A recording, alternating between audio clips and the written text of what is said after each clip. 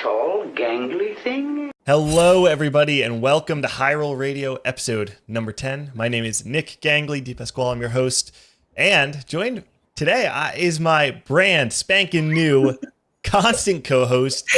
It's Sullivan, SpicyAppies. I won't dox your last name. I actually did that on your stream the other day. But did you actually? I did. Yeah, my bad about That's that. That's okay. People know, I'm sure. So anyway, hello. Yeah, my constant co-host Appies. Welcome, buddy, to the show. How are you doing today? Good. It's been a long time since I've dropped a hello. For that's for any of the old TTP listeners. Good though. You know, I'm playing TFT. Talk about TFT. Trying not to play as much TFT as I am. The usual. So for anyone who's joining us and has never watched a show before, this is a live call-in show. So we say in High Roll Radio, it's the show where you, the caller, or the viewer can be just as much a part of the show as we are. So the way this works, if you're just joining us for the first time, you're not already in my Discord, is that at any point in the show, you can go ahead and go in, type !Discord into the chat. I'll do it right now. You'll see a Discord link pop up. In there on the left-hand side, you're going to see a High Roll Radio tab. Go put your take into submit takes. You can give us your questions, your hot takes, your opinions, whatever it is. We're going to go through and we're going to read some of those. And as we see things that we like, we're going to bring you into the show to talk about it. !Egg is not a thing. Don't do that. Sorry, podcast listeners. There's some shenanigans going on in chat. So make sure. TC3 dark tech. For anyone who wants to submit a take, make sure you put your take into Discord and then go into the waiting room. Make sure that you are, oh man, I just realized, Appies, we are also not in Discord right now. We're going to have to do that. We'll fix that in a second. But go ahead and put yourself into the waiting room and mute yourself, but don't deafen. That way we can hear you and you'll be able to hear us later. So for right now, we'll just go through the show and then Appies, we'll figure out the Discord thing in just a minute because it's going to screw up the audio, but we'll figure it out. Okay. Sounds good. Anyway, before we get started with the show, before we start talking about all the topics, I do just want to shout out for anyone who hasn't seen, over the last couple months, I did take a short break from content. The plan is ramping up this year, going into the latter half of the year. And I do have a Patreon right now. So if you want to support me and my content, you can go to patreon.com/gangly and support me there. So, okay, now we can start the show. So we've got a couple of different things to talk about. Right, there's a lot going on right now. Mecha Cup Snapshots just ended. The BoxBox TFT Survivor boot camp thing ended last week. We've got, what else? Regular Snapshots 8.5. So let's start with just 8.5. It's been, about maybe a month since 8.5 has come out? Has it actually been a month already? I think Holy so. Crap. That's crazy. It's been like a blur. I think you're right, though, yeah. Two or three patches, right? It's hard to keep track of B patches. It always messes up. Yeah, the timing.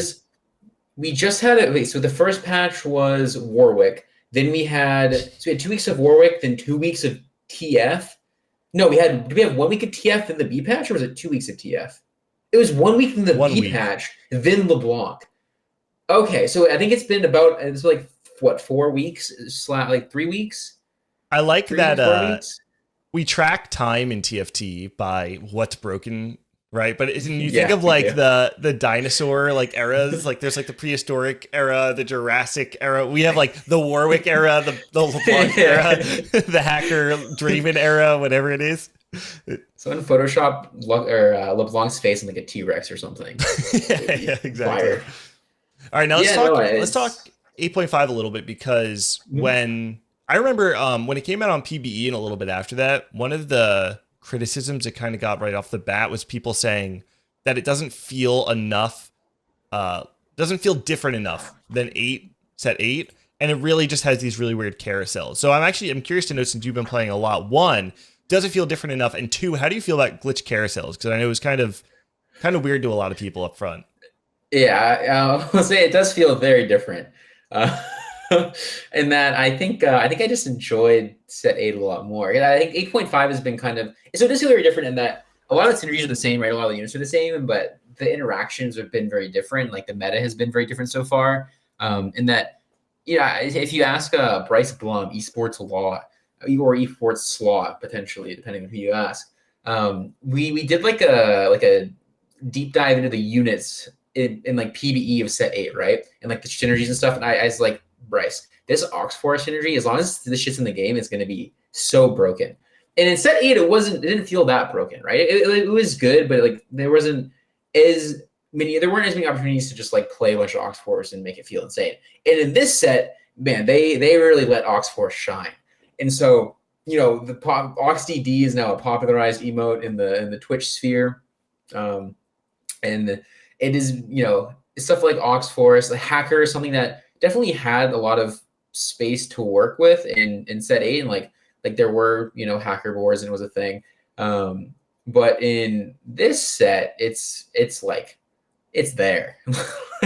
And the reason being that they changed the targeting for hacker going into this set, right? So now like it targets like 4th row if it can. So a lot of these traits are the same, but they play differently. And like they were seeing like a kind of, it almost feels like a what is it, Black Mirror, like Twilight Zone, like it's like the reverse world of like set 8, where like the synergies are the same, but like the other half of the synergies are broken this time instead of right. Like this is like the world where Nether monsters attack. yeah, for the Minecraft people out there. Basically, LeBlanc is a zombie pig or whatever the hell those are. You know what it is? It's like every set has its. We talked a little bit about this before the show. Every set has its anti-fun comps, but like when I think back, I can pinpoint what was not fun. Like even if going all the way back, I'm thinking like 5.5, you have Nocturne. Set 6, you have Katarina. 6.5, you have, I don't remember, something. Sivir. Just all of Sivir. I guess, but like not that bad. But I like guess, you have, but then like set 7 you have Siphon. Set 7.5 you have Siphon. Like you have these things that are very easy to pinpoint of like this thing was annoying in the game. The problem is that the thing that's annoying is not the unit. It's hacker plus whatever. It's hacker plus LeBlanc. It's hacker plus Gnar. It's hacker plus Draven. That like no matter what this X is, it's the hacker.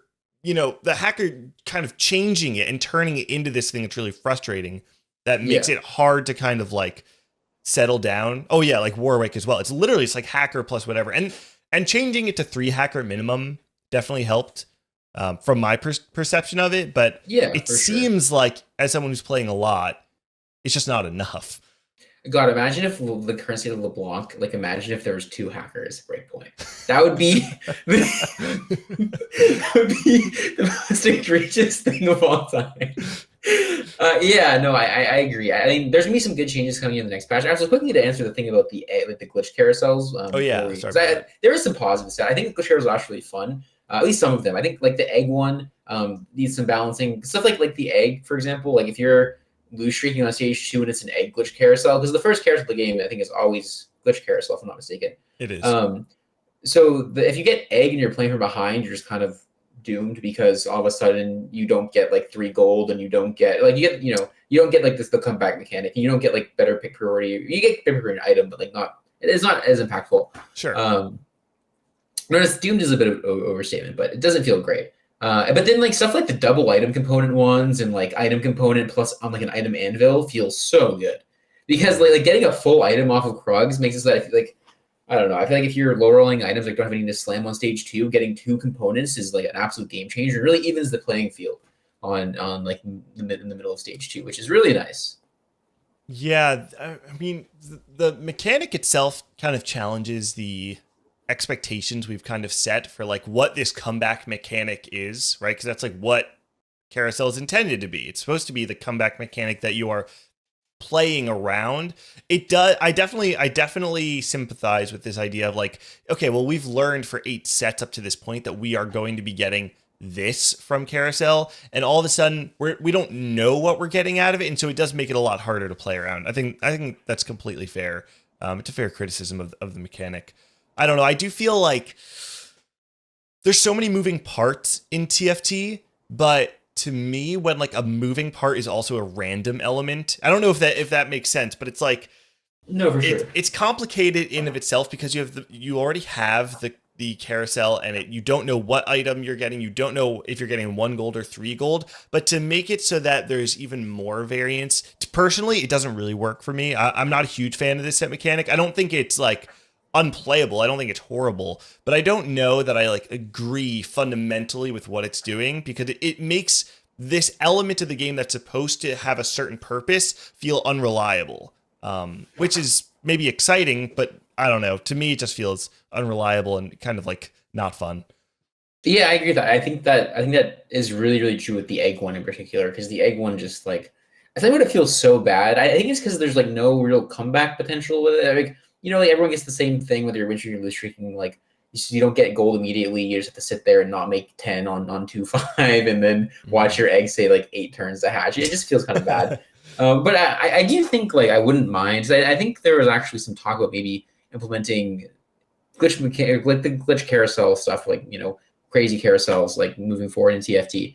And I think I wouldn't mind if it was like the item component one, because I think if you were to honestly, if you were to change the first carousel to just always give you 2 components, whether it be like component and anvil or like 2 components on a thing, I think that actually makes the game a lot better, because it just like, so let's say for example, right, people who are win streaking on stage 2 often will have like 1 fully slammed item and 1 free component, right? And because just you want to be strong, like that's how you get strong enough to streak. Where the people who are low rolling stage 2 in terms of components, or in terms of like good components, right? Good components will have like 3 components they can't make an item out of necessarily.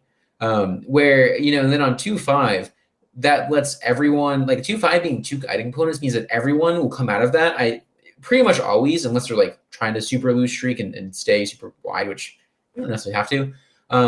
Everyone can come out of that very reliably with 2 full items, right? Because the person who has an item slammed in a component gets a full item off carousel, or like something to make something with other component, and then the person who has 3 components that can't be put together at all gets 2 components that finish the other components, that finish items with the other components they already have. And so like everyone comes out of 2-5 with 2 completed items instead of like, right? Because what happens, is that the win streaker will come out of 2-5 right now with 2 completed items because they have the one they made already that's helping the win streak. They have another good one, or like another playable one. And then the person who's lose streaking comes out with maybe 1 completed item and 2 components they can't slam anything with still, or like, never 2 completed items pretty much. But now like this, everyone comes out of there with 2 completed items, which I feel like just feels a little bit better personally. But so how much has like open forwarding or just playing 5 loss changed with like the addition of the, obviously like having an extra component does change things, right?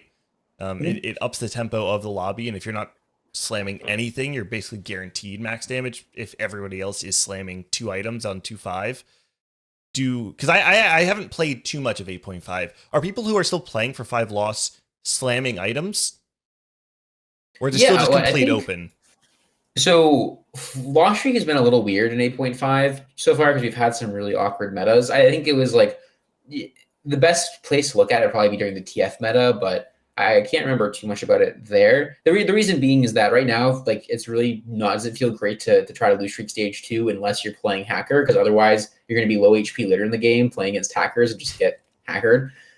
So like a lot of mid game, like early mid game right now, is just staying high HP as well as you can to make sure that you don't have to play the like, I need a position for LeBlanc, but I also need a position for the Samira player, and if I position for either of them, I lose the other one. I'm just going to roll the dice and then die if I'm wrong. So you want to avoid that situation. So right now, lose streak is kind of bad for other reasons. And again, unless you're the one playing like LeBlanc or Gnar, then lose streak feels fine.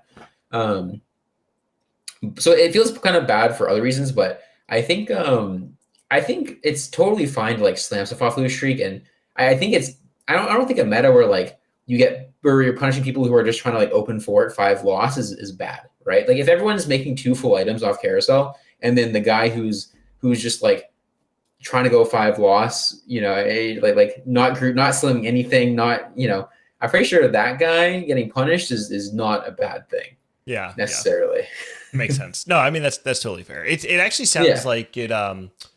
What's the word? Like it makes an extreme example of the meta. Like I get what you're saying with like if you're gonna go full open 5 loss, you better win out, right? And it's kind of like if you don't hit this condition, you're just guaranteed bot 4 because because if you don't win out, someone else is going to, especially when you have so many hacker or like I feel like this is actually a common thing whenever we have like 3-star 3 costs in the meta, because somebody's always going to be playing for like a really strong spike on level 7. And a lot of times they're playing for that win out. And if a lot of people are doing it, somebody is going to, and it means other people aren't going to, which basically guarantees that somebody is going to win out in any given lobby, right? Yeah, I think there's a lot of like, I think in general, like this said, and once hackers, that sort of thing, like spiking on 3-2, like losing stage 2, spiking on 3-2, and then like going fourth is like a thing, right? It has been a thing forever, TFT. It will be a thing. The problem right now is that like you can still go third or fourth, but you have to be playing probably either Gnar or LeBlanc. Otherwise, it's too volatile. Matchups are way too volatile right now in terms of positioning, where like you can't afford to lose the positioning 50-50 in a lot of situations, and you also can't win. Like a lot of the time, like playing as assassins has been historically like there's two things you can do, right? If you're playing from behind, you have to kind of YOLO the 50-50 and just hope you don't play the assassin player, or hope you do play the assassin player if you clump. Or you could be like, if you have good matchup spreads, or if you're like relatively mid-roll, high-roll, then you can try to position in a way where you win both matchups, which is the ideal, right? Is to win both the assassin matchup and the non-assassin matchup. The issue is that right now that's impossible.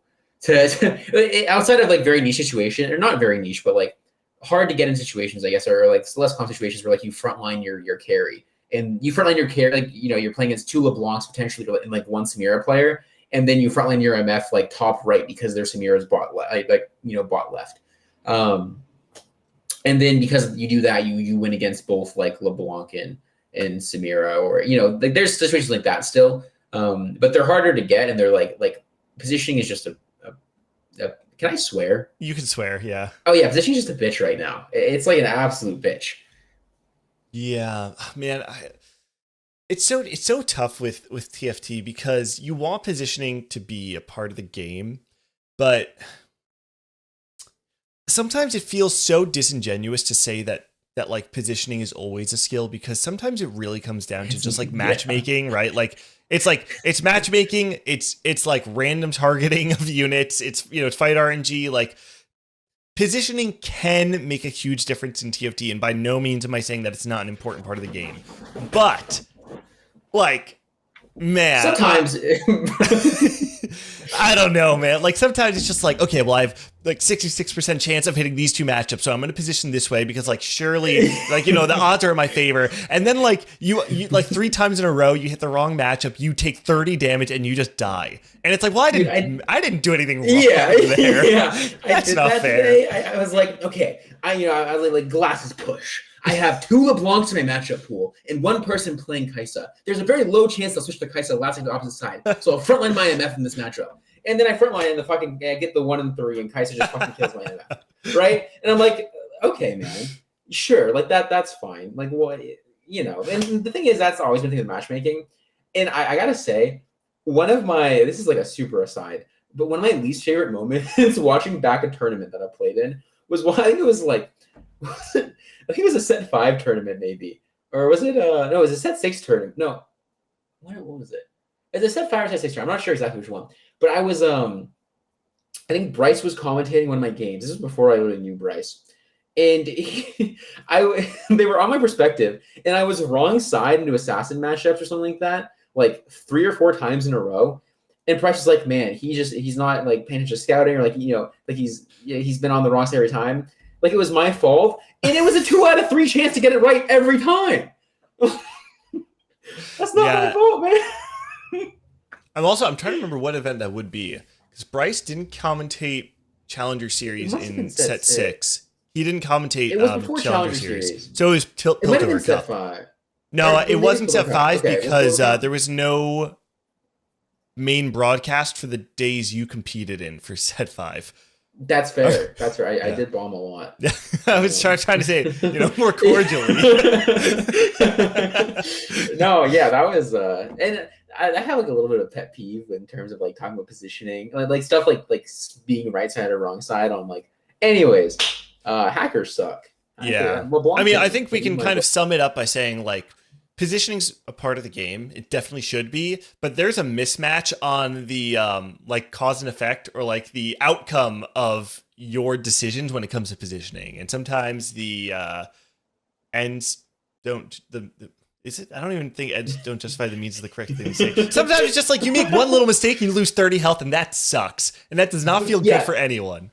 The real skill of positioning is like you see in like I think like socks, and I think I was really positioning in like base set 6.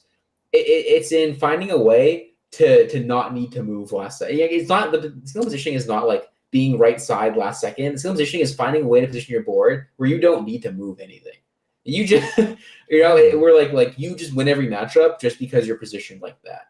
Well, you obviously you should move some stuff, right? Like swap whatever, but you should find a way where like you don't have to be right side. Like there is no such thing as a right side in that perfect like skill expressive positioning, right? It's just you found the right way to position for this lobby, and you were rewarded for it because you do well in every matchup because of that. It's a really good point. I love that.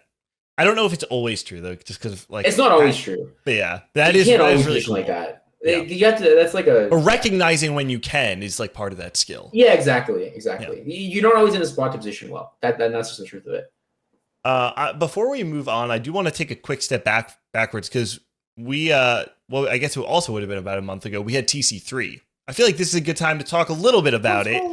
Yeah. So anyone who doesn't know, Tactician's Crown number 3 happened about a month ago. It's a tournament that myself and a few other people from New Jersey host. This was our 3rd iteration, and it was our biggest one by far. And I'll keep this brief because I know there's like more exciting stuff to talk about. But this is always no. Keep it long. TC3 is the best. But TC3, we had 40 people on LAN in New Jersey. We had players from.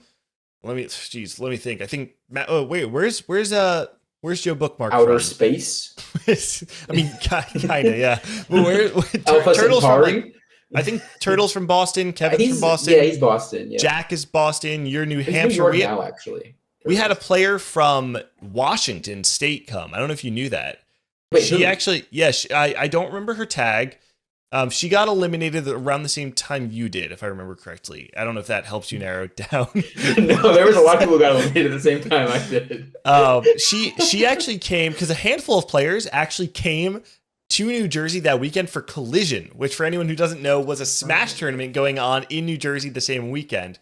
So we had someone from Washington. I'm trying to think of anyone who flew in. But then we kind of ended up having this really cool like tri-state versus the world ending. Well, it was tri-state versus Kevin, where literally there were 7 tri-state players in the final lobby, and Ramkev, who was in first at the time. We had this crazy top 2 where Kevin had got knocked out, and then it came down to a heads up 1v1 of Bosso Skills versus Pokygom. The winner of the last fight wins the tournament, and Pokygom brought it home. It was a really cool event. I think even just like the thrill of it coming down to like one last fight was really exciting. I think that partially was because of the format that Boyses came up with. So shout out to Boyses for helping us make a format that worked for like a one-day event like that. So TC3 was awesome. I got to house SpicyAppies, Ramkev, and Jack all for a night. We played a bunch of Smash to prep. And it paid off for some people in the tournament. What's that supposed to mean, Nick? Huh? If you want to, if you have any thoughts on TC3, feel free to throw it in now, or we can just move on to Survivor Bootcamp. I would say TFT lands are the best. Hey, like lands really are just a different atmosphere. Like it's so nice meeting people, and it was really fun. So definitely, if you have a LAN near you, I know they're out there actually. Go to the LAN, have some fun, touch some grass, do the do. And if you're in the tri-state area, make sure you join either my Discord or Tri-State Tactics Discord. I don't have a free eggs link for free eggs. That's right. That's right. Yeah. But I don't have any official announcements. But TC4 is definitely something we're interested in doing. We want to make it happen, and maybe even bigger than last time, depending on. I mean, like anything, it just comes down to funding, and if we can raise the support to make it bigger. TC4 is just going to be a melee local. It's actually not TFT at all. It is. It's so funny. Like I described TC1 as like a local because it really was. It was just like a local that happened to have some like pretty good players. I think our top 8 was still pretty much masters up. But at this point in time, like TC3 was like a stacked event. Like our top 8 was, I think, all challenger, or maybe like 7 challenger, 1 grandmaster, or something like that. I think we also had Pazanka, I think, in the top 8. Shout out to Pazanka, New Jersey's hero. An absolute beast. This man doesn't play TFT, and then he just shows up to the TC events and makes top 8 every single time. Absolute beast. Yeah, shout out to Pazanka. Oh, Pazanka let's holds go. it down every time. Oh, that's right. What We had Stellar Minhee from Toronto come. I forgot. Yeah, shout out to Kana. Good call on that one. We had some international players. Wait, is Bosso Canada too or no? No, Bosso's New York. Oh. Yeah. Bosso is a tri-state boy. I feel like at this point in time, you're kind of what's the word for when you're not you don't earn something, but it's given to you anyway. You're like something tri-state. There's a word there. Honorary tri-state? Honorary. Thank you. Yeah. I'm sure there's a better definition for that word. I earned my honorary tri-state status. Thank you very much. That's I true, almost had the matzo ball soup. That's true. That's all it takes. You've had 2 diner trips and a New Jersey bagel. So yeah, you're tri-state. Yeah, I'm honorary. All right, let's move back to 8.5 now. So last week we wrapped up the BoxBox Survivor Bootcamp event. It was what, like $20,000 in subs? Yeah, it was a ton of money. All right, so let me just preface this event a little bit for anyone who's watching and didn't follow it. So basically, BoxBox accepted a certain number of streamers who were in the like pro bracket, the experienced TFT players, and a certain number of players who were in the amateur bracket, and tracked how fast everybody could climb at the beginning of the set. Every certain number of days, or eventually every day, people were eliminated based on where they were in the leaderboard. We had tons of pro players playing in them. Appies is one of those players. I believe you placed like 13th or 10th, maybe something like that. Yeah, something like that, like top 10-ish. In that 10 to 13 range, I think was where I ended. Ultimately, it was won fun. by Robin, Liquid Robin. Yeah, tell me about your experience, Appies. Yeah, I actually I did a lot better than I thought. I did a lot better than I thought because I like the day before the set came out or something. Like Frodan reached out to me and was like, "Hey man, you want to play in Pokemon Rival? Like we want Twitch Rivals." And I was like, "Yeah, of course." And he was like, "Yeah, here's the thing though. It comes out as the set comes out, or it's happening as the set comes out." I was like, "Oh, yeah, I'm still down." And so I spent like the first 2 days of the thing just playing Pokemon instead of playing TFT. So I was happy with how I did, and it was really nice to have I think a lot of people have said this, and a lot of publishers have echoed the sentiment that it was really nice to have that like a different kind of inspiration to play the game, motivation to play the game at the start of the set, because there's snapshots are a thing, right? Ladder snapshots and tournament snapshots and stuff, but no one I don't think anyone's super motivated at the start of like a 0.5 set. We'll talk about 0.5 sets later too, right? Spoiler alert, but it was really nice to have like a reason to just like sweat my ass off at the start of a set, because I don't think I've been that sweaty in TFT since like qualifying for a Defender Cup, where I was like 14 hours a day for I told you about this for like a week. Mm-hmm. So it was fun. It was super fun, and that was a dark time. Was awesome. Yeah, it was a dark era of your internet and everything.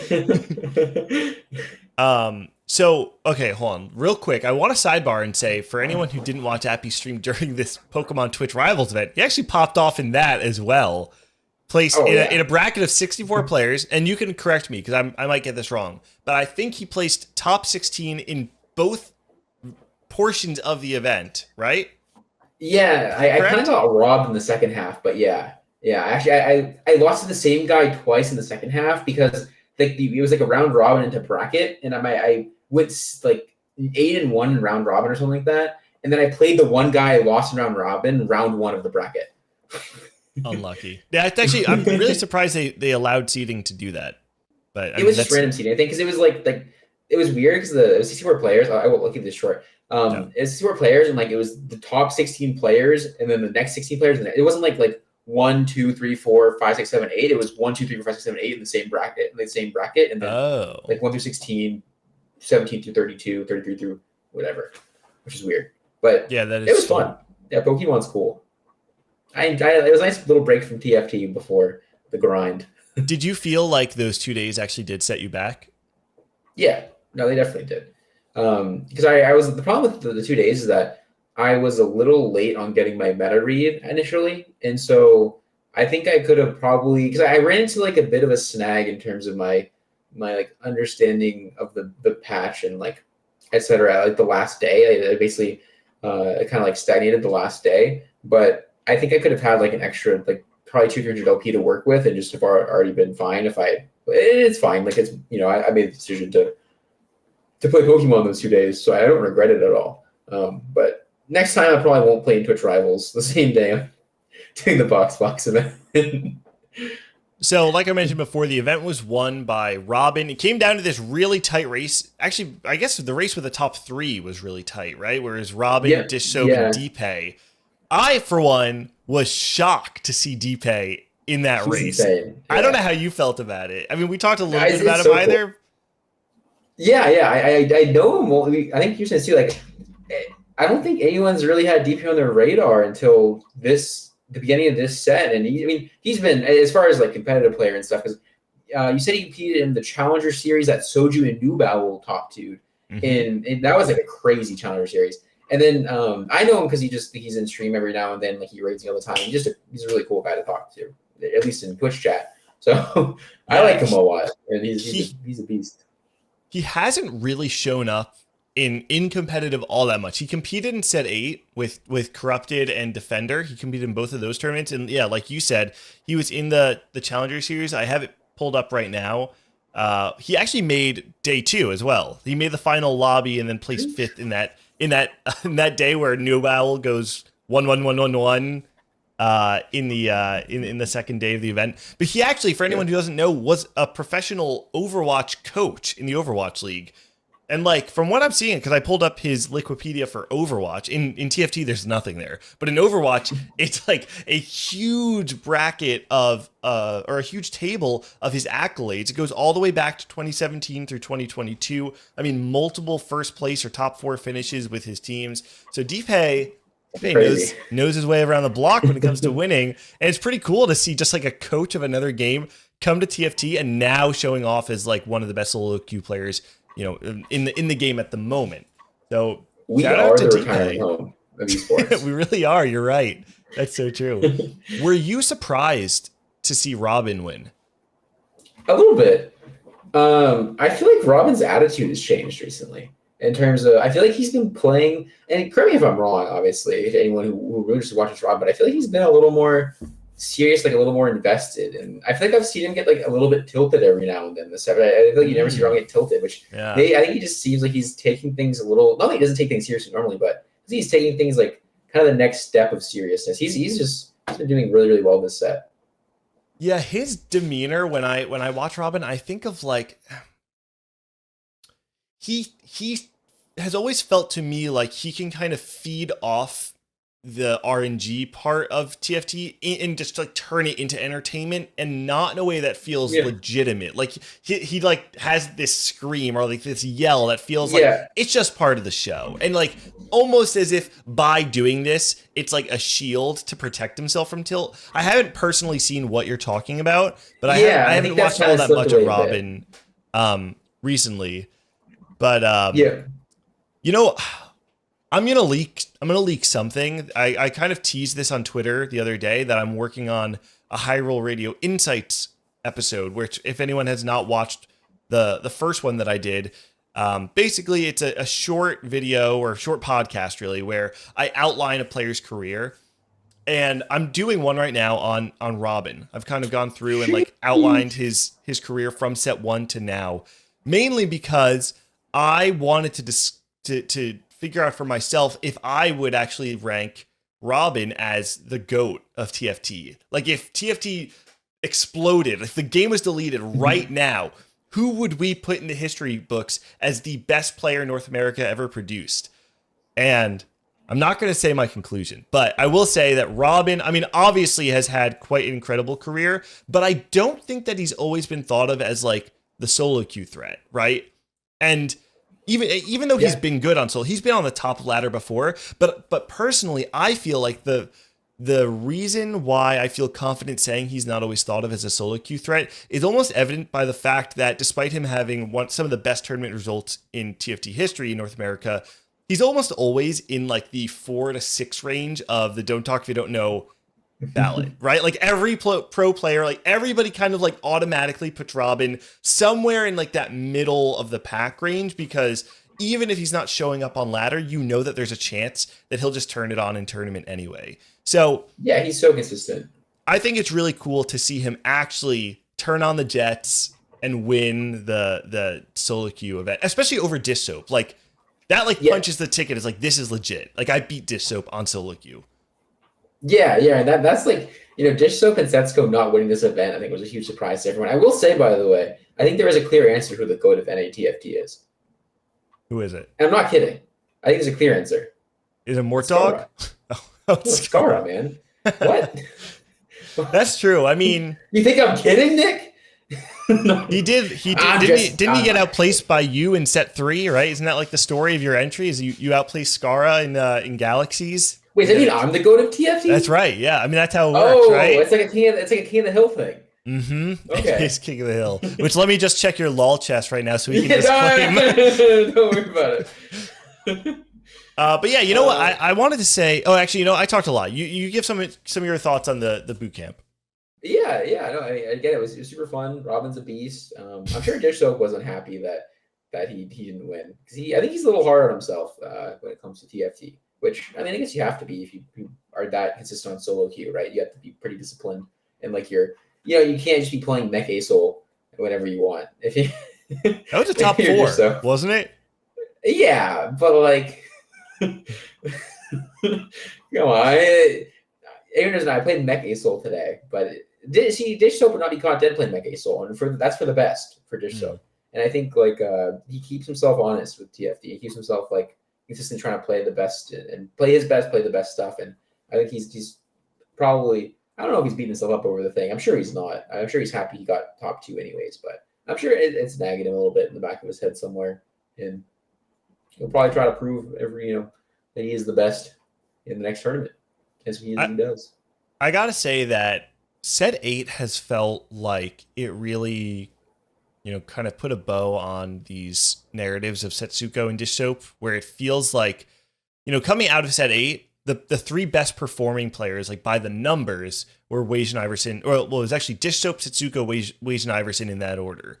And I think that feels really good. To actually look back and see that, Dish Soap and Setsuko, 2 players who commit themselves to this game, the sheer volume of games they play, the time that they put into being the best, it feels really good when that's rewarded in a game of variance.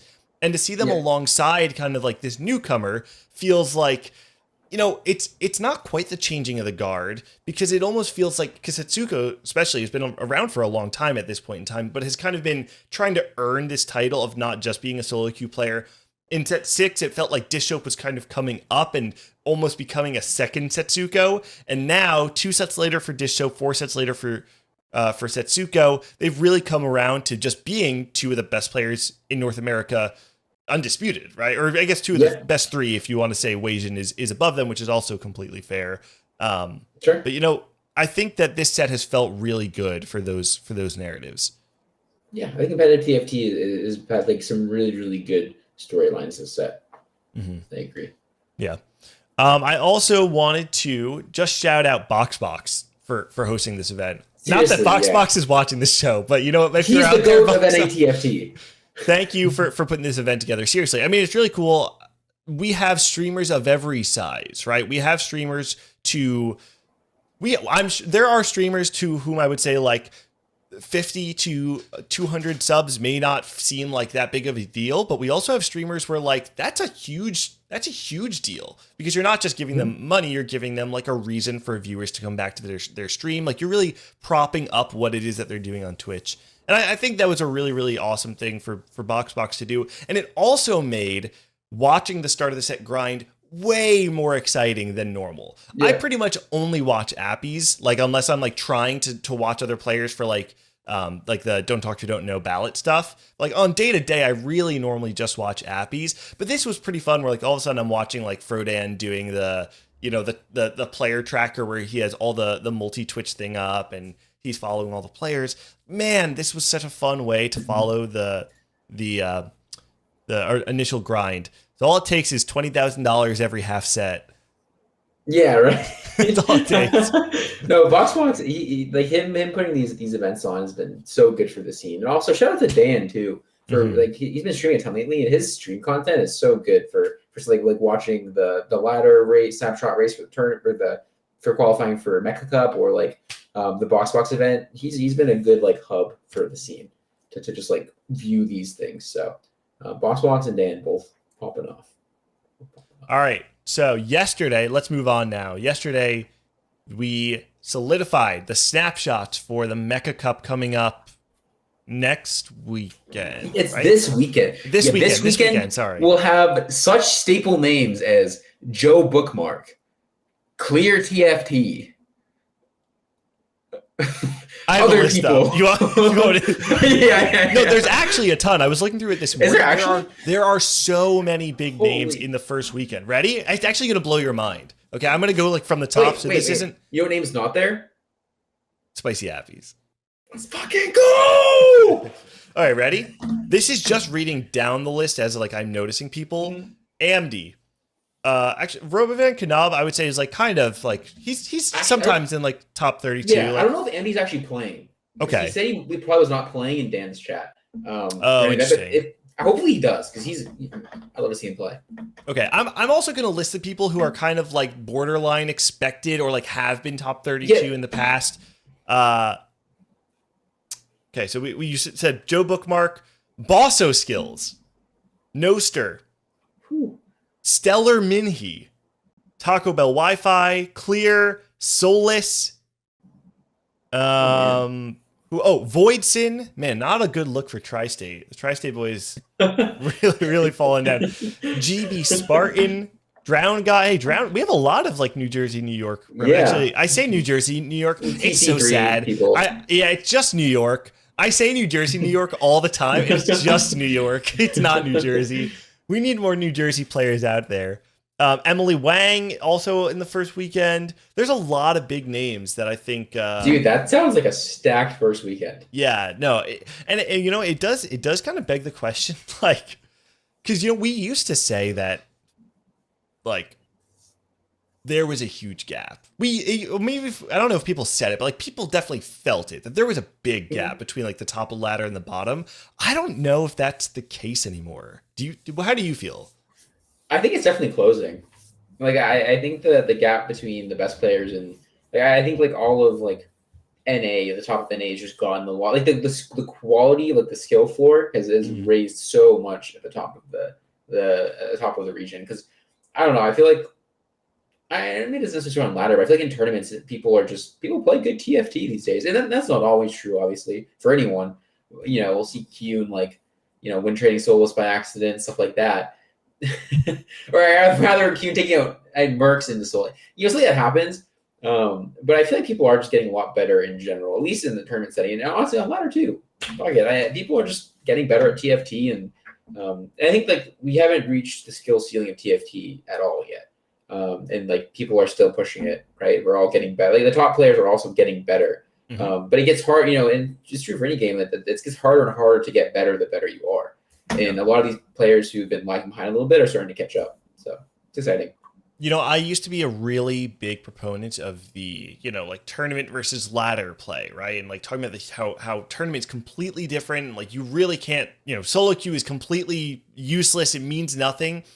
With the average skill level of a player increasing, it actually does mean that as time goes on, solo queue to a certain degree is going to replicate tournament settings more and more, right? Because the whole thing about before was like you go into a solo queue and it's a solo queue game and you are just significantly better than the players you're playing against. It's not even the case anymore, right? Like it's not that crazy to think that the average Masters and GM player is probably Challenger 3 sets ago, right? Like maybe not average, but you know what I mean? Like that gap in of itself is closing and the average skill level of the player is increasing.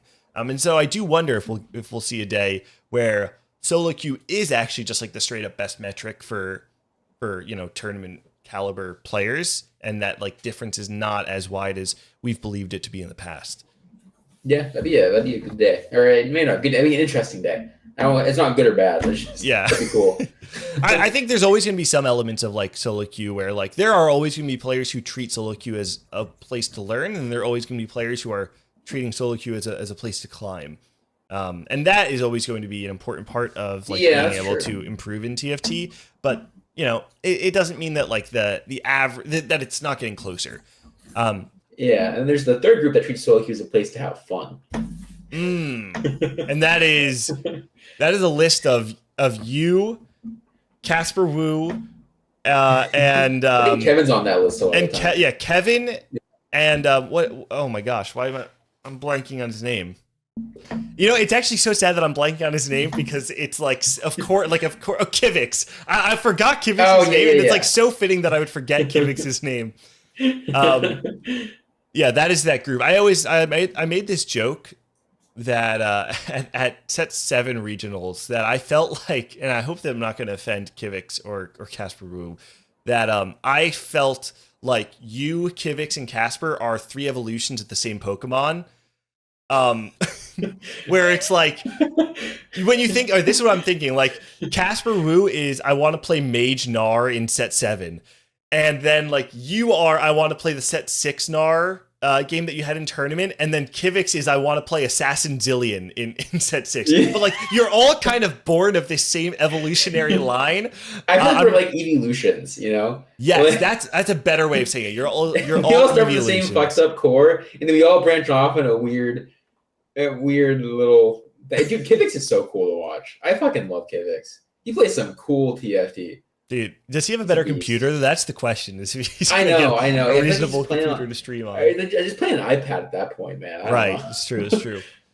I also wanted to give a quick shout out to Replay. I don't know if you know much about this player. I've seen a letter a bit. So Replay currently, or on the snapshot for Mecha Cup, was rank 7, 1143 LP. I don't know where he's at right now. But Replay was also one of the best performing players in set 8 in tournament. So much that I put them on my ballot or I say one of the best unexpected players performing in set 8. So much that I put them on my ballot going into mid set, and they did not quite perform. I think they actually tied Nalala in day 1, but didn't get the GQ spot. Yeah. I mean, all that to say means maybe Replay places top 3 of that event. Like, it's very possible, right? You never know. But Replay showed up in set 8, put up some numbers. I feel like has not gotten a lot of attention. Now has the opportunity going into day 3 to, kind of put a stamp on, I think if they have back to back essentially of like Defender Corrupted and now Mecha Cup event where they can make the final day in all of them, I think really going to bring some attention to their play. So shout out to Replay. I really hope that you do well going into next weekend. Not as well as Appies, but well. I hope you do better than me, Replay. I'll make up for Nick. I also, what player I wrote down like players that we could talk about as long as we wanted to talk about Mecha Cup. Yeah. I wrote down Ramblin. Is he playing in it? He's in top 32. So I don't know if he's in it. I don't know if he's officially playing in it, but he was ranked 6 in solo queue. I know he's really not been enjoying the set. Like he had a tweet I think the other day that really sums up my feelings on the set too, and like a lot of players within the set, where it's like there's just a lot of like I think you said this earlier, right? A lot of the broken stuff in the set is actually just kind of blatantly unfun.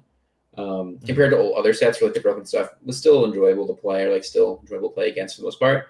Stuff like Hacker, stuff like Oxforce just feels so bad to play against, and it's kind of sucks some of the fun out of it for him. And I know he's talking about like dropping ladder snapshots, and I hope he keeps in it because I just love Ramblin'. He's an awesome guy, and he plays some really really nice TFT. So hopefully he plays Mecha, and hopefully he pops off in it and starts to find some enjoyment with the game. And then tells me where he found that. I think it's been too long since we've really seen Ramblin' on top. In set 6, there were players that people were rooting for and wanted to perform. I think you actually were one of those players. People wanted to see you perform well, but I do think that Ramblin' was basically the player that people wanted to see succeed. Like you said, I mean, he's a super nice guy. It's so hard not to root for him. Yes. It's so hard not to root for Ramblin'. Yeah, it's hard. He's a nice guy. He kind of brought about this very like studious, scholarly, almost like approach to the game that people really respect. He's well spoken, very, very easy to talk to. Also makes these incredible resources, right? Like when the sets come out. I think he's not doing it right now, but still, like historically, he's done this stuff that's been really helpful for the scene. Yeah. You know, I will say one of the cons is that he has not come to a TC event, but maybe one day. Yet. Maybe TC4. We'll get you there, Ramblin', I believe. But you know what? I don't want this to be another event where people like see Ramblin' go in. He doesn't quite have the performance people are expecting, and then kind of walk away like, like Ramblin'.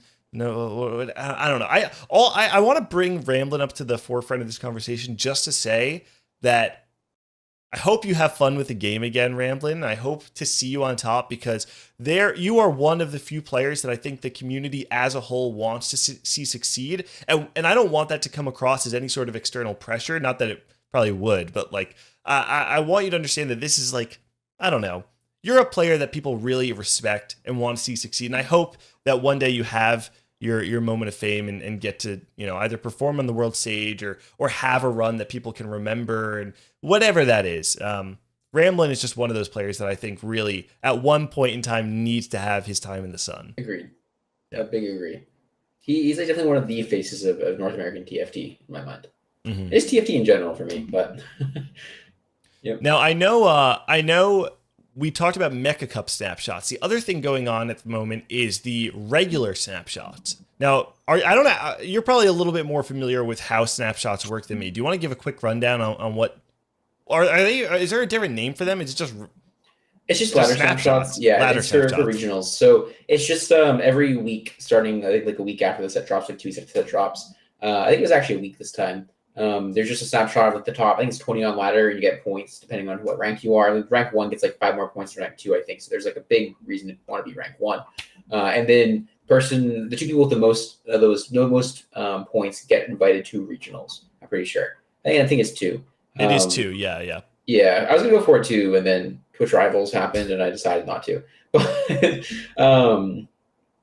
Yeah, I think right now it's Goobums, DPay, and Robin are all gunning for. Yeah. I think Robin's pretty much guaranteed, and then DPay and Goobums are the like kind of duking it out to see who gets that second regional invite slot. So I'm looking at it right now. I'm looking at the actual leaderboard, and so Robin has 43 points. Goobums and DPay are tied at 32. So do you know when Robin's in? Yeah. So Robin is in. When is the final snapshot? It should say the dates on the page, I think. It should be next Wednesday, if I'm not mistaken. Or maybe it's tonight. It says April 19th. So next Wednesday is the final snapshot. So I mean, I imagine that means that this Wednesday is also an incredibly important date, especially for this tie between Goobums and DPay. Yeah. Yep. I think especially if the point total actually goes like distributes how I think it does, then rank 1's pretty important. I think Goobums has rank 1 pretty solidly right now. Also good to see Goobums back in form, by the way. He's been popping off. Yeah. And DPay is like close on his heels, but not quite there. So there's a 5-point gap between first and second, by the way. I just looked that up. There is? Okay. So then I think that means if Goobums is rank 1, for like still I think is he rank 1 right now? Yeah, actually so Setsuko passed him, right? Setsuko is rank 1 actually right now at 1587. Okay. DPay passed Goobums, and they are 26 LP apart. Goobums and DPay are 26 LP apart. This is gonna be We're not ending the show until the snapshot happens tomorrow. That's insane. So this is really a race. Wait, so when the snapshot's at what time of day? I think it's 3 a.m. I think it's like the 12, same thing as 12 PT, so 3 a.m. Yeah. So it's literally like tonight. 6 hours. Is it? Yeah, tonight. 6 hours. Oh my gosh, that's crazy. I mean, if it's a one rank diff, it's not. If it's a one rank diff now, it's going to be whoever can be rank 1 next Wednesday. Right. That will just, whoever is rank 1 will just win it outright. Wow. That's crazy. Yeah, this is really coming down to the wire. Okay. Well, that's awesome. Robin right now. This sounds like a good stream for Frodan to do. This sounds like it's up his alley to just watch like the DPay versus Goobums like battle. Well, nice. Okay, cool. Where Robin is at the moment? Is he on ladder? On ladder, Robin is he fourth. chilling? He's fourth. Okay, okay. He's probably fine, right? Yeah, If he's he's 10 totally points up, he just needs to probably retain top 10 or so for next Yeah, snapshot, something like He'll that. be okay. Yeah. Because so for the base set snapshots, your lowest peak is dropped. For the 0.5 set snapshots, your lowest peak is not dropped. So it's kind of crazy like that too. That makes sense. Okay, so we've talked quite a bit about snapshots, about Mecha Cup 8.5. I'm noticing that we're not actually getting any takes in, which is totally fine because we have plenty more to talk about. If anyone does want to have any takes, questions, or opinions, and you want to throw them in, make sure to use the submit takes topic channel in Discord. You'll see it on the left-hand side of my Discord. I just dropped a link into the chat, so you can grab that, go there. But if not, no problem, because we have some pretty interesting announcements that have come in the last month from the TFT team, which is basically that starting in, I believe it's set 10, right? Set 9, I think is still going to have a mid set, but starting in set 10, there will be no more mid sets. We will have 3 full sets a year in lieu of the mid sets, meaning that instead of a set normally being, well, this one would be from like December or November is when set 8 started. Will be done December, right? Or done in November, maybe? 8.5? No, 8.5 is done. Oh, 9.5. Right? Yeah. 9.5 should be done in around December. November? So that sounds right. Like Whatever it is. Something like that. Whatever it is, it means that we're going to have 3 sets a year with 4-month stretches. And this does change things up quite a bit. I know it's kind of convoluted and like hard to think about like the actual implications of this. One thing that I've talked a lot about is actually how I feel like this is going to be a really bad change, in my opinion, for certain parts of competitive, but really a really good change for like the overall more casual community. The reason that I personally feel like it's pretty bad for certain parts of competitive is specifically because the calendar is already pretty congested. I remember like talking to you, Appies, about like when I wanted to host TC3. I was like, oh, well, I could do this weekend. I could do this weekend. And I was like, well, no, people are going to be grinding for snapshots this week. And then this weekend, it would be right before mid-set finale, so no one would want to come. It's just really messy. And it's already really hard to schedule events in a way that makes it so that you're not taking players away from things that already matter to them. So in my personal opinion, as like a TFT tournament organizer, I guess, so to speak, it doesn't fully feel great. That said, I mean, I think that it's going to draw a lot of eyes to TFT. And so there's going to be a lot of really good, strong positives that come out of it. But I don't think that it is just like an end-all positive change for all parts of TFT. Yeah, I can get behind that. I think remember we talked about this, TC3. But it's like aspect of competitive players never having an off season and like oh my gosh, the grind over. It's sort of grind. I think it does leave some room for like people to take sets off, right? Like Milk is doing right now, for example, because like it feels less bad to take a set off probably if it's like not a 0.5 set or like there's not a 0.5 set coming, because it doesn't feel like if there's like more change, like there's it feels like there's more break between that. Maybe it isn't necessarily true, but I think like even if it's like a placebo effect almost, it feels like there's more separating like one set to the next, right? Like there's more separating like set 10 to 11 than 8 to 8.5. Yeah, which makes like taking a break for like from just 8 to 9 feel like a little bit better. Like you have more rest probably than like 10 to 11 than like 8 to 8.5, right? Because if you go back in 8.5, you're like I think it's the same thing as 8. Like I didn't want to play 8, and it's like it can, I think that can cause some more wear and tear. Hopefully, people will actually start taking sets off. I think it will be really important for people to take sets off, or like to take sets more casually, and not just constantly be sweating from over 7. Because I feel like the 3 meetings, right, the set I've been the most invested in, that I've spent the most time playing in was set 6 and 6.5, both of them, and I was playing like 15 hours a day for like months on it. And it was like I wouldn't be able to do that. And then like I got to take a nice break at the end of 6.5. And then like set 7, I took a little more casually, and I think like, I don't know. I think that if people don't take breaks, it's just going to be a lot of like go go go. Even being like 6.5, I was able to like take a bit of a break, right? Because there wasn't like a lot of stuff to play for necessarily, and like. But I think if it's I agree. If it goes like 10 to 11 and 12 to 13, it's going to be go go go go go, and it's going to be really important for the players to recognize that they need breaks, which is a little worrying because I don't think some players can recognize that they need breaks. So.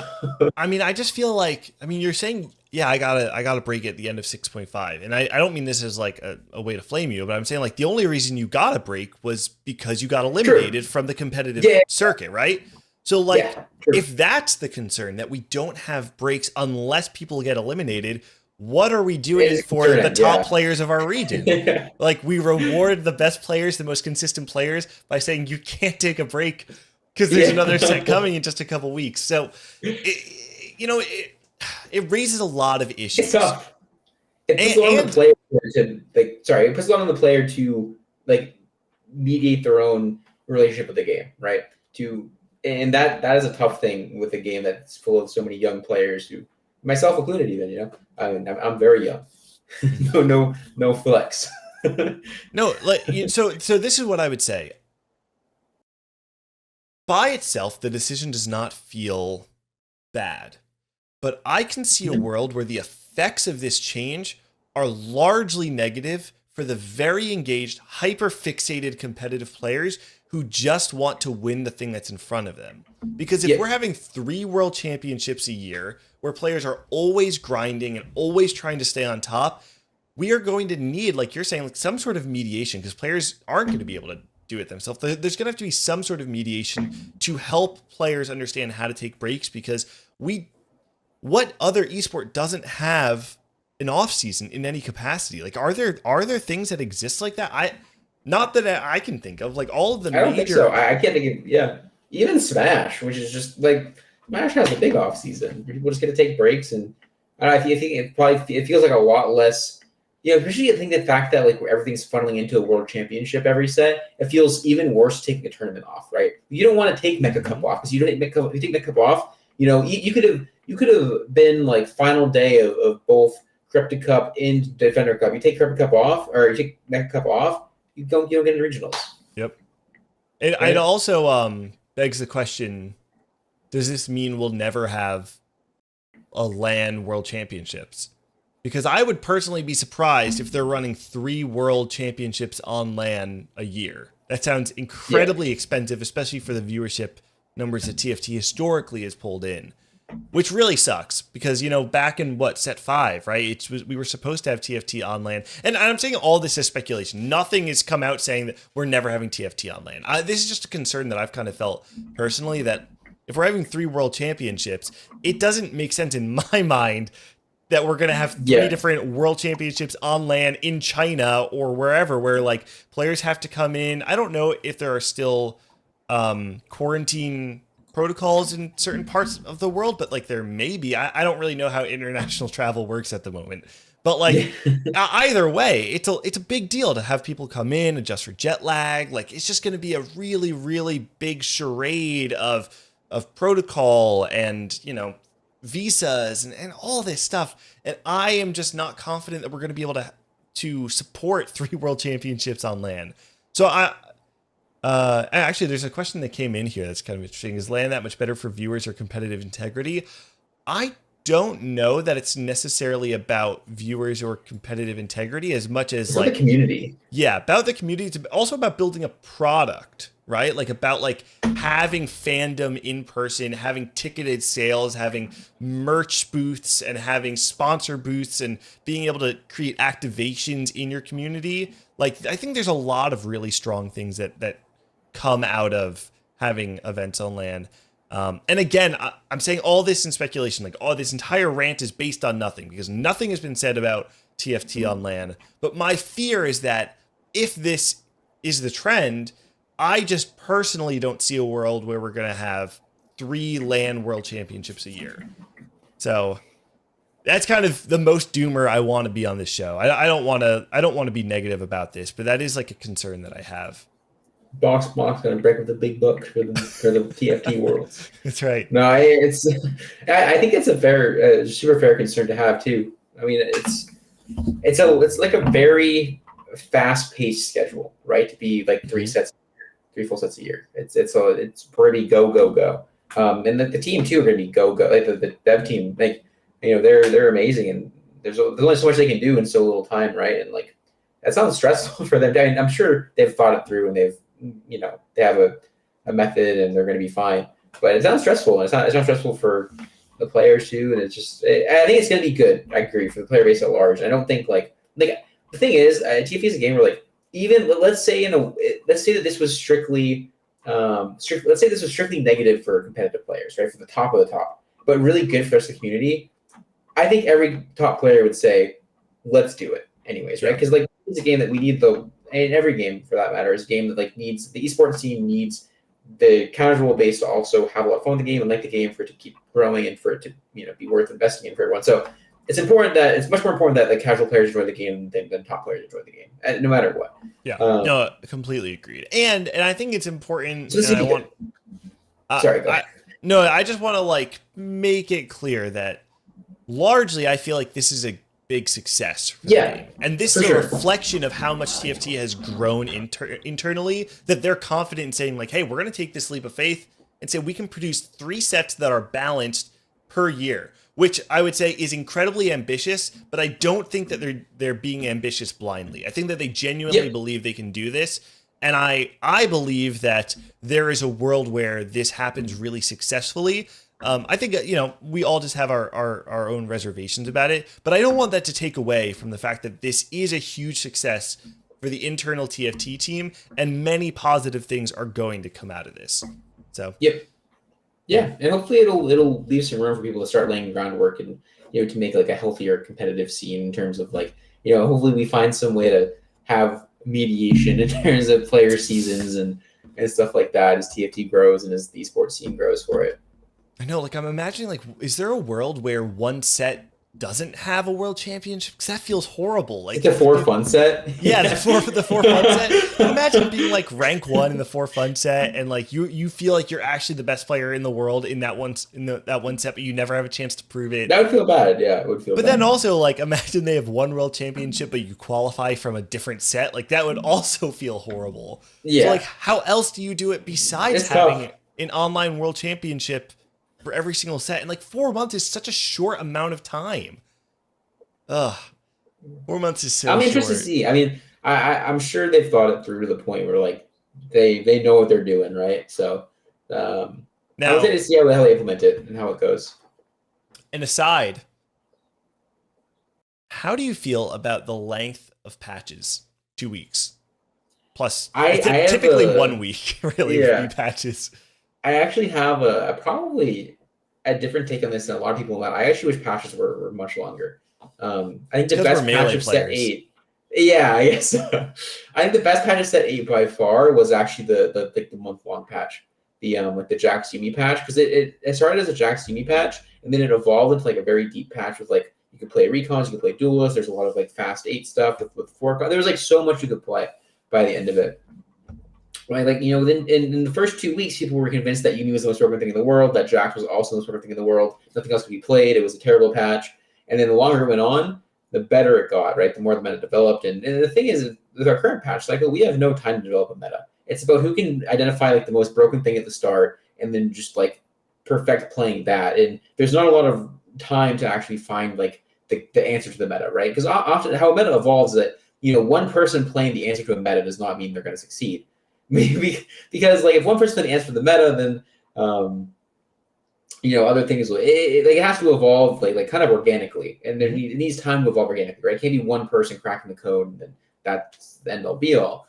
And that's something that we don't have time for in the current patch cycle. And I won't say I want to stay on this hacker patch for 4 weeks, right? I think there are some patches that get it out, but I think a lot of patches that aren't like inherently just unfun, like I think this patch, I think like last patch, it's kind of been like inherently unfun. It's like with Ox Force everywhere and like Hacker everywhere, for everyone. And on a patch where like the broken stuff isn't that, and like there's room to grow, which is really every patch. Even this patch does have room to grow. Room to grow. Rom has wait, how do you room? Has Room. room. There's two O's. Has room to grow. There God, it is. has room to grow.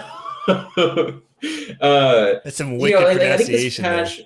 Yeah, I think this patch would get better. It would feel more balanced in 2 weeks. I don't think it'd be more fun in 2 weeks, but it would be more balanced in 2 weeks. So I think longer patches. That's one way of saying I think longer patches would be a lot better. And I think we are kind of like we have this patch culture ingrained in the scene now that is not great, and I think leaves a lot to be desired in terms of balance and in terms of like these knee-jerk reactions to everything from both the player base and the dev team.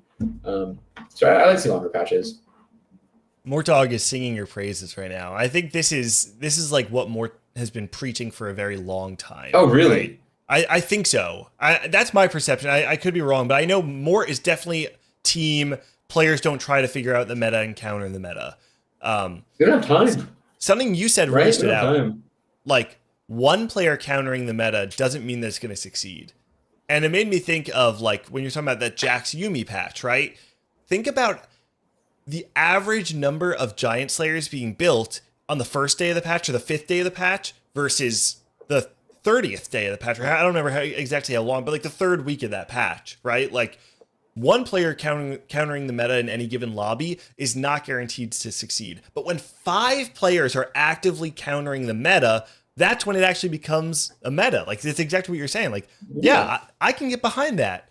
And so you heard it here first. SpicyAppies is saying, starting at set 11, no more patches. Set 11 dropped, don't touch it anymore.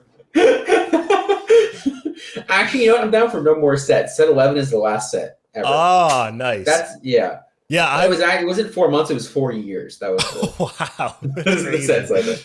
I remember because you didn't play set 2, right? You were. I didn't. You're a set 3 little baby. Set 3 newbie. Yeah.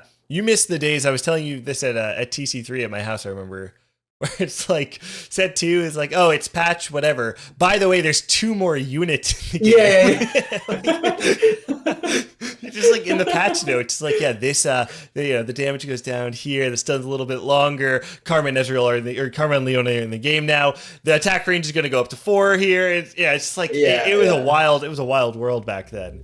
So yeah, I'm kind of down for that. No, but all things, in all seriousness, I agree with that. I think 2 weeks, especially because this is another thing you said that this stood out to me is people are racing to find the most broken thing, right?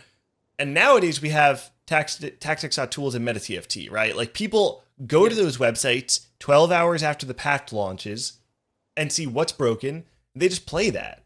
Right? Like they're literally just trying to play whatever has the best average placement. So people aren't actively break the meta. Right? No, yeah, it's not. It's not. There's not enough time. I'm with you. I am team longer patches. Let's go. I'm down. Yeah, we should I'm gonna make a picket sign for next one. No, I'm down. Like Riot out in front of Riot headquarters. Longer patches than TFT. That's right. We're gonna start a union. Get pepper sprayed together. Okay. Well, I feel like we've covered quite a bit.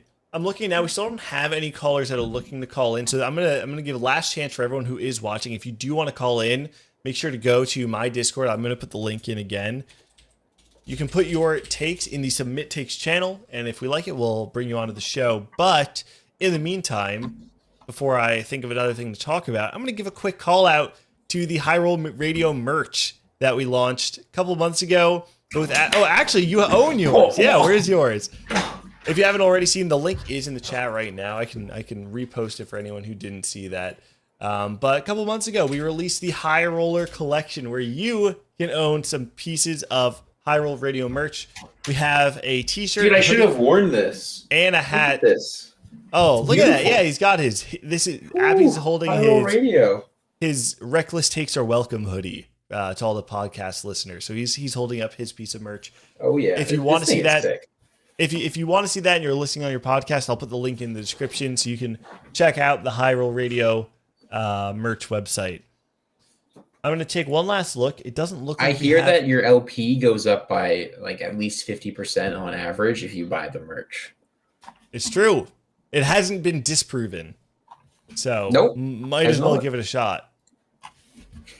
All right. Well, you know what? I think this is a pretty good place to call it. I feel like we've talked a lot about a lot of different topics. Is there anything else actually you wanted to bring up before we kind of wrap it up?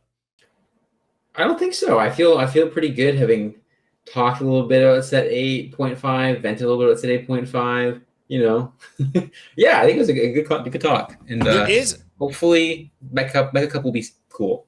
I'm excited. Okay, hold on. I know I just asked you like wrap up and like I said there's something else to talk about. I did just think of one more thing I want to talk about real quick. I'm so sorry. But I wanted This is to in the ask, contract, Nick. I wanted to ask you this actually because Yeah.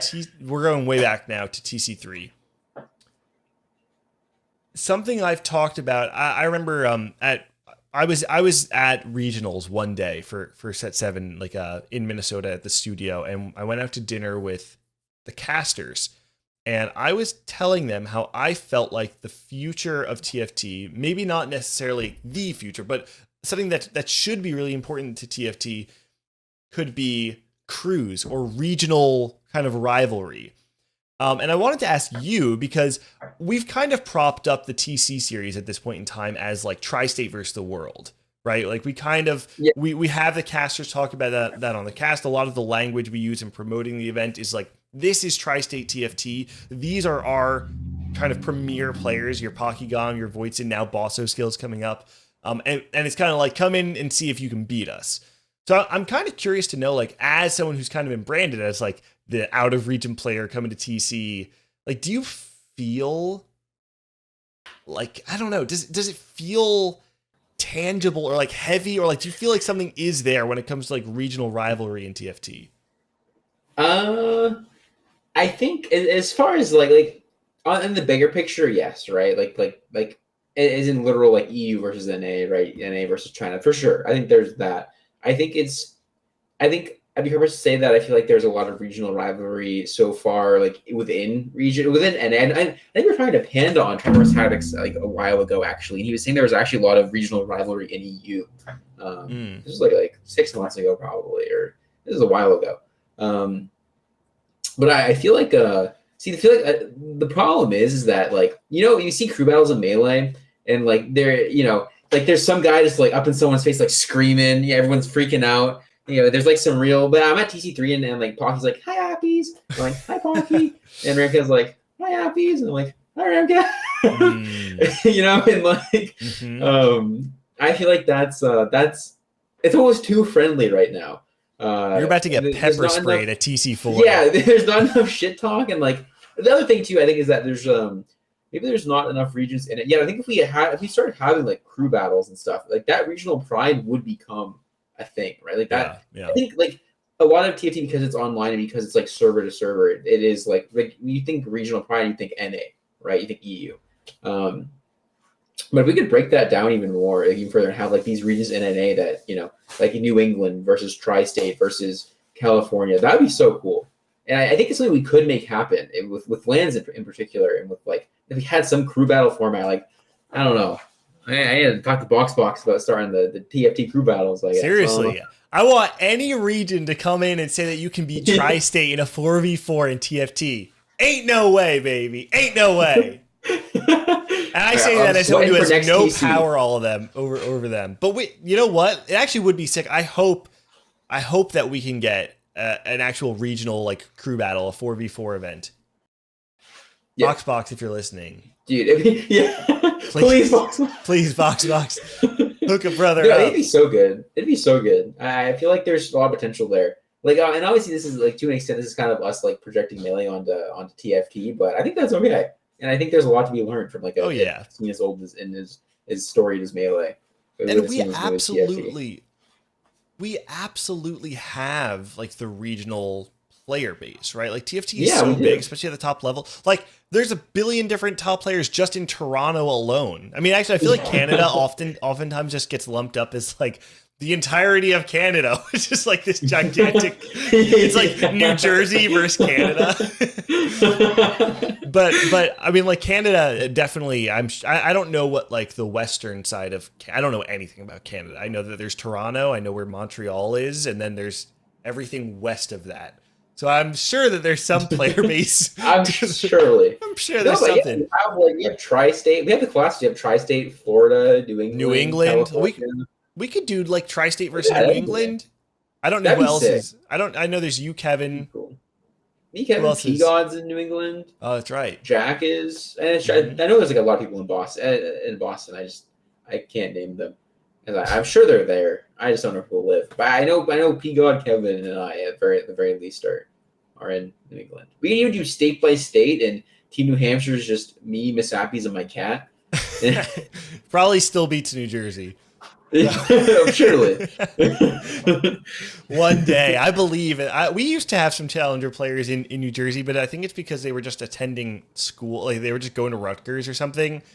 Even though it's a state school, I know we actually had a former Valorant pro who was challenger in TFT or something like that. Oh shit, that's kind of cool. They were supposed to come to TC1. I don't know if Psyched is in the chat, but he probably knows what I'm talking about. I didn't really know this player. Some random person from Rutgers.